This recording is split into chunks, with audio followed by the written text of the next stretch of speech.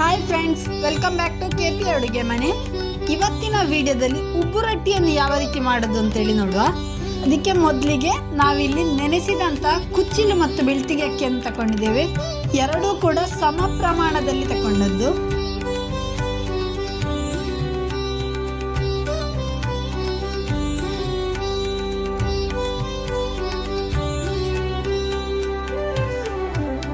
ಇನ್ನು ಈ ಅಕ್ಕಿಯನ್ನು ರುಬ್ಬಿಕೊಳ್ಳುವ.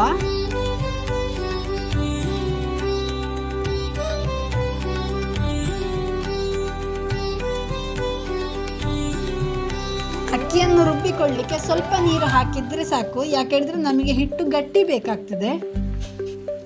ನೀವು ರುಬ್ಲಿಕ್ಕೆ ನೀರು ಹಾಕಿದ್ದು ಸ್ವಲ್ಪ ಜಾಸ್ತಿ ಆಯಿತು ಅಂತಾದರೆ ಮತ್ತೆ ಹಿಟ್ಟನ್ನು ಮಾಜಿಸಿಕೊಳ್ಬೇಕಾಗ್ತದೆ. ನಾವು ಪುಂಡಿಯ ಹಿಟ್ಟೆಲ್ಲ ಮಾಜಿಸಿಕೊಳ್ಳುವ ಹಾಗೆ ಈ ಹಿಟ್ಟನ್ನು ಕೂಡ ಮಾಜಿಸಿಕೊಳ್ಬೇಕಾಗ್ತದೆ.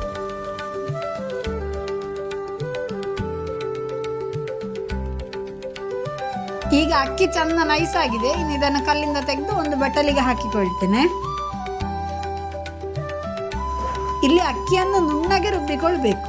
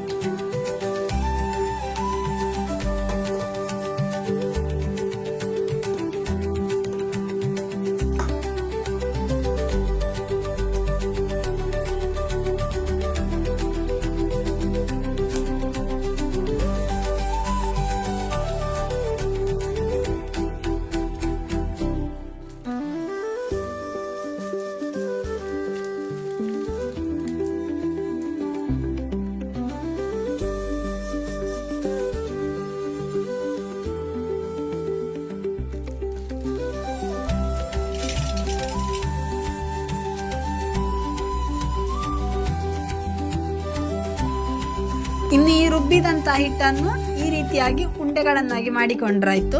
ಉಂಡೆಯನ್ನು ಮಾಡಿ ಇನ್ನು ಇದನ್ನು ಬಾಳೆ ಎಲೆಯಲ್ಲಿಟ್ಟು ಪ್ರೆಸ್ ಮಾಡಿಕೊಳ್ಬೇಕು.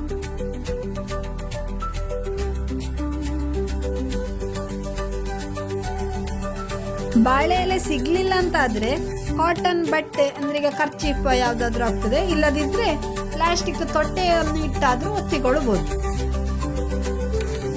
ನೀವು ಪ್ಲಾಸ್ಟಿಕ್ ತೊಟ್ಟೆಯಲ್ಲಿ ಒತ್ತಿಕೊಳ್ತೀರಿ ಅಂತಾದ್ರೆ ಆ ತೊಟ್ಟೆಗೆ ಸ್ವಲ್ಪ ಎಣ್ಣೆ ಪಸೆ ಮಾಡಬೇಕು. ಮತ್ತೆ ಅದನ್ನು ತೊಟ್ಟೆಯಿಂದ ಬಿಡಿಸಿ ರೊಟ್ಟಿಯನ್ನು ಡೈರೆಕ್ಟ್ ಆಗಿ ಕಾವಲಿಗೆ ಹಾಕಿಕೊಂಡ್ರೆ ಆಯ್ತು.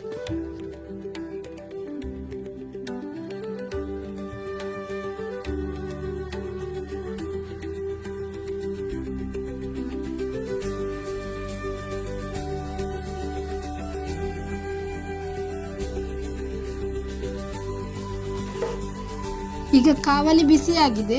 ನಾವು ಒತ್ತಿದಂತಹ ರೊಟ್ಟಿಯನ್ನು ಈ ರೀತಿಯಾಗಿ ಕಾವಲಿಗೆ ಹಾಕಿಕೊಂಡ್ರೆ ಆಯ್ತು.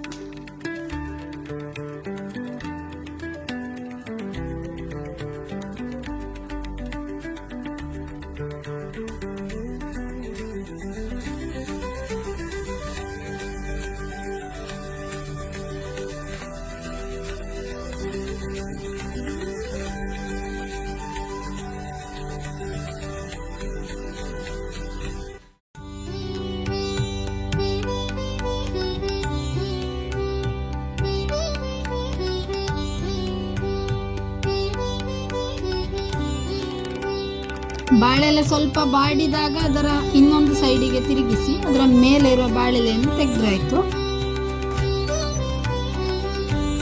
ಮತ್ತೆ ಅದನ್ನು ಪುನಃ ಕೌಚಿ ಹಾಕಿ ಅದರ ಇನ್ನೊಂದು ಸೈಡಿನ ಬಾಳೆಲೆಯನ್ನು ಕೂಡ ತೆಗೆದ್ರಾಯ್ತು. ಬಾಳೆಲೆ ಸರಿಯಾಗಿ ಬಾಡದಿದ್ರೆ ಅದನ್ನು ತೆಗಿಲಿಕ್ಕೆ ಬರುವುದಿಲ್ಲ.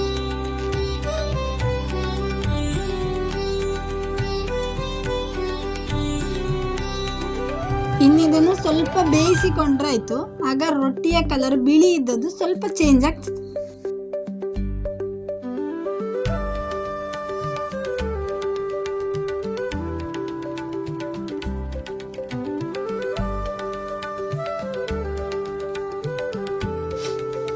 ಈಗ ಬೆಂದಂತಹ ರೊಟ್ಟಿಯನ್ನು ಇಕ್ಕುಳಿನ ಸಹಾಯದಿಂದ ಒಲೆಯ ಒಳಗಿಟ್ಟು ಉಬ್ಬಿಸಿಕೊಂಡ್ರಾಯ್ತು.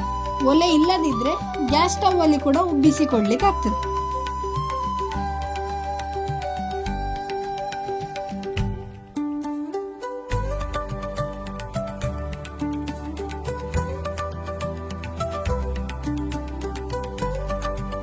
ನೋಡಿ, ಈಗ ಬಿಸಿ ಬಿಸಿಯಾದ ರುಚಿಯಾದಂತಹ ಉಬ್ಬು ರೊಟ್ಟಿ ರೆಡಿಯಾಗಿದೆ.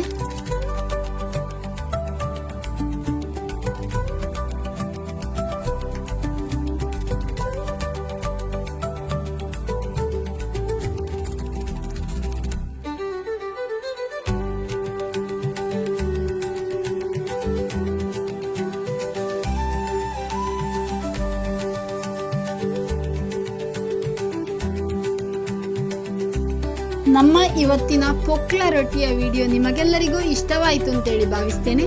ಇಷ್ಟವಾದರೆ ನಮ್ಮ ಚಾನಲನ್ನು ಲೈಕ್, ಶೇರ್, ಸಬ್ಸ್ಕ್ರೈಬ್ ಮಾಡಲು ಮರೆಯದಿರಿ. Thank you for watching. Keep supporting us.